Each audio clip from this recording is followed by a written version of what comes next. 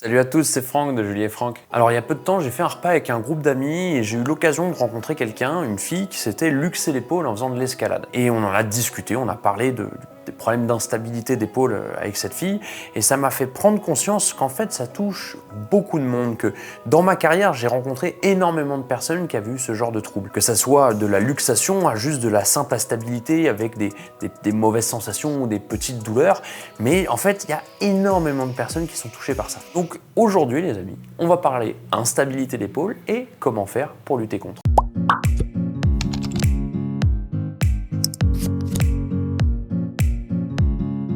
La première chose à savoir, c'est que par définition même, l'épaule est instable. L'épaule, c'est une articulation énormément mobile et la mobilité va quand même à l'encontre de la stabilité quelque part. Pour avoir tous ces champs possibles de déplacement, l'épaule est pourvue d'un sac de nœuds musculaires, tendineux et ligamentaires qui va chercher à la fois à lui donner la capacité de se déplacer mais à la fois à rester stable dans son articulation. Et vous l'aurez compris, c'est de ce sac de nœuds que viennent la plupart des problèmes. L'épaule, c'est donc la tête de notre humérus qui rentre dans notre omoplate, dans une partie qu'on appelle la glène. Et donc pour lui permettre de bouger dans la glène, vous voyez, c'est exactement comme ce qui est en train de se produire. Il y a énormément de muscles qui partent, que ce soit de l'omoplate, du bras lui-même, qui viennent enfermer la tête de l'humérus pour qu'elle reste un petit peu stable et qu'elle ne se déboîte pas. Ces muscles sont sur plusieurs plans, le plan le plus profond, et vous le connaissez parce que tout le monde en a déjà entendu parler, vous avez sûrement entendu parler de la coiffe des rotateurs. Ça porte ce nom-là parce que la tête de l'humérus qu'on a juste ici, elle vient être coiffée par tous ces muscles. De part et d'autre de la tête s'attachent tous ces différents muscles. C'est eux les principaux responsables de la stabilité de notre épaule. Donc il faut voir tous ces muscles qui s'insèrent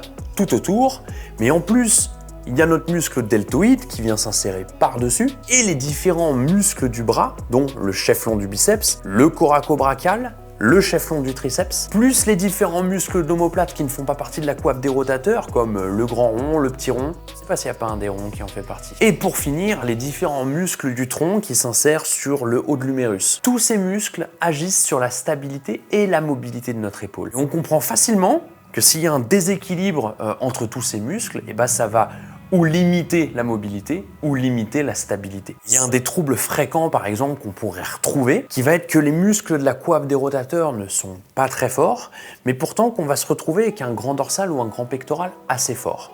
Et donc imaginez bien, la personne, c'est ce qui a dû probablement se passer sur la personne dont je vous parlais, qui en faisant un exercice de tirage sur de l'escalade s'est déboîté l'épaule, mais comme j'ai déjà eu aussi une cliente dans une des salles de sport où j'ai travaillé, qui en faisant un tirage vertical s'était démise l'épaule aussi. Nous avons tous ces muscles qui tiennent la tête de l'humérus coincée dans la glène, mais on a des muscles très forts qui s'attachent un petit peu plus bas, qui viennent tirer l'humérus vers le bas, et qui en plus, les deux, que ce soit le grand pectoral ou le grand dorsal, font une rotation médiale de l'humérus.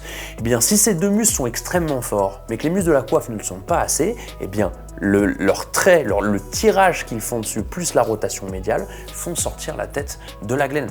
Et ça donne une des formes, mais qui est la forme la plus répandue de luxation de l'épaule, qui est la luxation antérieure. Maintenant, sans aller jusqu'à la luxation, il y a des gens qui ont tout simplement de mauvaises sensations quand ils font des efforts de tirage verticaux ou de légères petites douleurs au niveau de la tête de l'épaule ou de sensations comme si justement c'était capable de se disloquer. Et donc maintenant, on va passer à la partie solution. Comment faire pour éviter, pour conserver une belle stabilité dans l'épaule malgré sa mobilité. Donc la première chose à faire, si vous avez vraiment des pathologies comme des épaules qui se démettent ou des vraies douleurs, sachez que la première chose à faire, c'est d'avoir une équipe médicale. Ça c'est clair et net, d'avoir un médecin et d'avoir un bon kiné. Le kiné, c'est votre sauveur dans cette histoire. Mais si jamais vous êtes juste un petit peu hyperlaxe, vous savez, c'est les gens qui sont un petit peu trop souples, qui ont les articulations qui sont capables de se plier un petit peu trop, ou sinon que vous avez des petites douleurs ou des mauvaises sensations sur ce genre de tirage, je vais vous donner quelques astuces pour plus que ça arrive. La première chose, ça va être de s'occuper des muscles principaux qui viennent justement stabiliser la tête de l'humérus dans la glène. Donc c'est les muscles de la coiffe des rotateurs. Pour ça, au lieu de penser muscle par muscle par rapport à son action motrice, etc., pensez juste aux différents mouvements que vous pouvez faire. Je vous conseille dans ce cas-là de faire du travail d'antépulsion, du travail de rotation latérale, du travail d'abduction et du travail d'abduction en étant déjà en antépulsion. Donc, par exemple, si on transforme ça en exercice de musculation qu'on connaît, on va pouvoir avoir de l'élévation latérale, de l'élévation frontale, de l'oiseau et de la rotation latérale. Sur ces différents types d'exercices, je vous conseille de les faire avec des charges très légères pour commencer, d'autant plus si jamais vous avez eu des problèmes. Des charges très légères que vous allez faire augmenter dans le temps progressivement, uniquement si c'est toléré par votre corps, que les signaux de douleur ne sont pas trop élevés. Quand on dit pas trop élevé, il faut que ça reste sous le 3 sur 10. Il faut que ça soit parfaitement tolérable, genre juste de l'ordre de la gêne d'ailleurs. Une fois que ces exercices sont de mieux en mieux tolérés, que vous êtes monté en charge, que vous voyez que tout ça se passe très bien, vous pouvez rajouter le travail de certains muscles synergiques, ou en tout cas des muscles du bras. On a le coracobrachial, bon ça avec les élévations frontales, on est déjà pas mal, mais on va avoir le chef-long du biceps, ou le biceps en général. Sachez que du travail de biceps curl, ça va avoir comme impact secondaire justement d'avoir un meilleur maintien de votre épaule. On n'a pas que le biceps, on a son pote de l'autre côté, le triceps, qui fait exactement la même chose, qui a un chef long, qui a le même principe que notre biceps, mais de l'autre côté, et donc du travail de triceps, tout ce qui va être par exemple, je sais pas, du push-down à la poulie, ça va aussi avoir un impact sur la stabilisation de votre épaule. Mais on a aussi notre travail, on a le deltoïde, vous savez, qui passe par-dessus.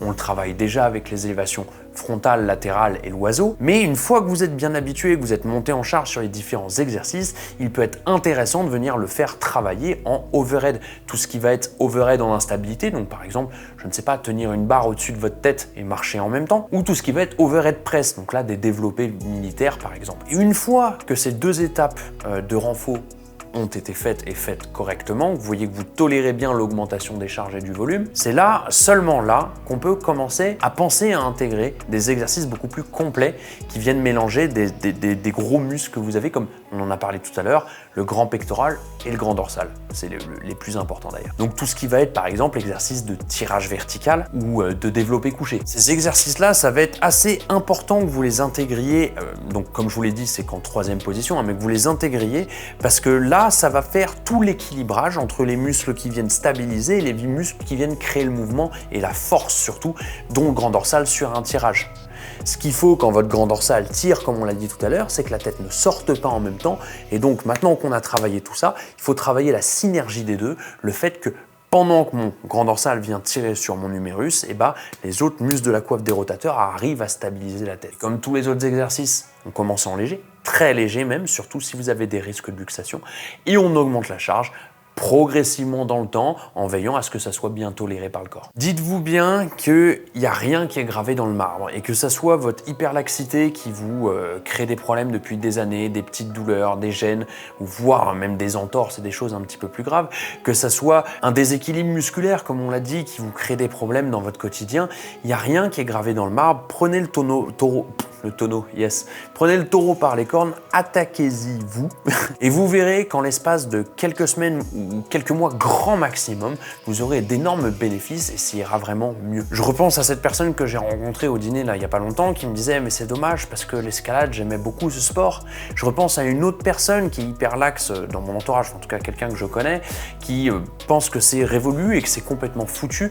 Dites-vous que non, que par le travail vous pouvez améliorer énormément de choses, que votre corps est capable de s'adapter à énormément de stress différents. Donc bien entouré avec les bonnes personnes, en mettant les bonnes choses en place, en l'espace seulement peut-être de quelques jours ou de quelques semaines, vous êtes capable de vraiment modifier tout ça. Bon les amis, j'espère que cette vidéo vous a plu, j'espère que ça vous a parlé, que ça a pu vous aider ou vous motiver même. Si jamais vous souhaitez nous soutenir, comme d'habitude, la principale chose qui nous fait aller de l'avant, c'est la visibilité.